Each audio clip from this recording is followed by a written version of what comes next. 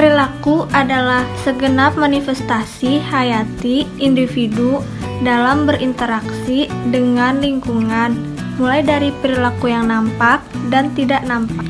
Perilaku manusia bersifat kompleks. Perilaku manusia tidak terlepas dari keberadaan dirinya sebagai makhluk biologis, makhluk religius, makhluk sosial, dan makhluk individu. Perilaku manusia merupakan segala sesuatu yang diperbuat atau dikerjakan oleh manusia yang merupakan kompleksitas dari gejala-gejala jiwa.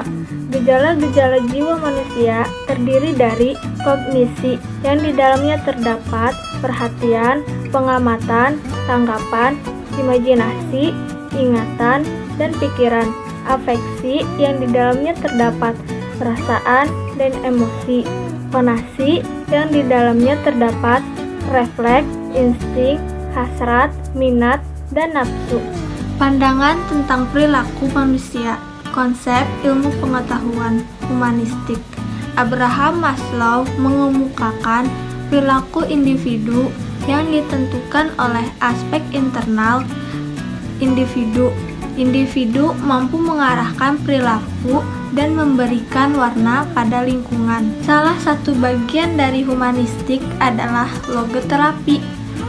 Viktor Frankl yang mengembangkan teknik psikoterapi yang disebut dengan logoterapi. Logos artinya makna.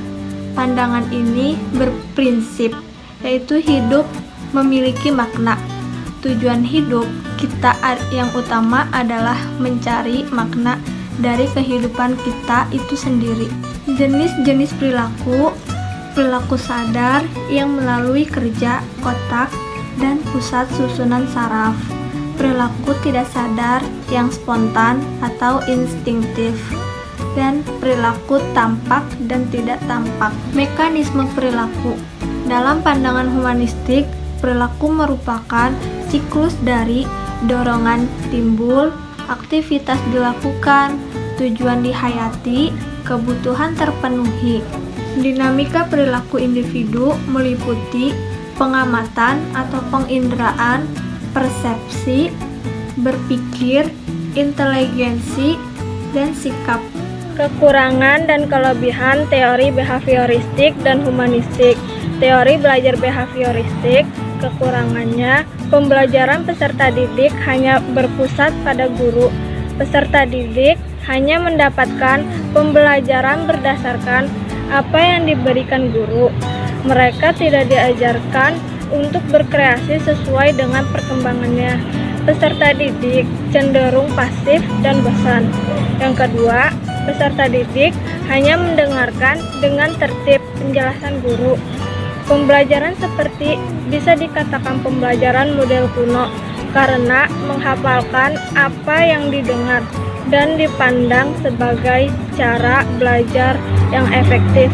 Penggunaan hukuman biasanya sebagai salah satu cara mendisiplinkan. Kelebihannya sangat cocok untuk memperoleh kemampuan yang membutuhkan praktek dan pembiasaan.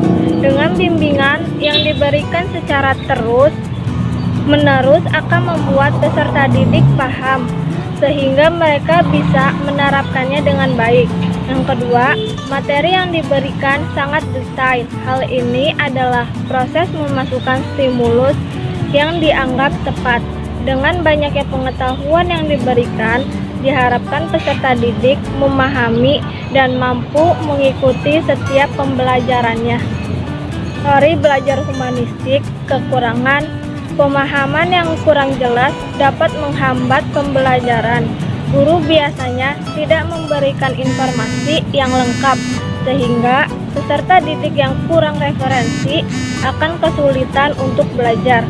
Yang kedua, kebebasan yang diberikan akan cenderung disalahgunakan.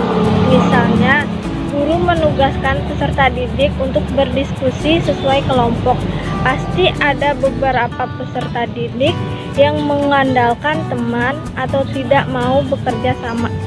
Yaitu timbulnya kreativitas peserta didik dengan belajar aktif dan mengenali diri. Kedua, kreativitas orang sesuai dengan karakternya akan muncul dengan sendirinya. Dengan begitu, akan muncul keragaman karya. Jika berlanjut kepada nilai jual, misalnya, itu juga akan menambah pemasukan atau paling tidak perasaan senang karena karyanya dihargai. Semakin canggihnya teknologi, maka akan semakin maju perkembangan belajarnya. Canggihnya teknologi ternyata mampu membangun motivasi dalam diri peserta didik untuk belajar. Hal inilah yang membuat pikirannya terasah untuk menemukan pengetahuan baru. Sekian pemaparan dari saya. Terima kasih.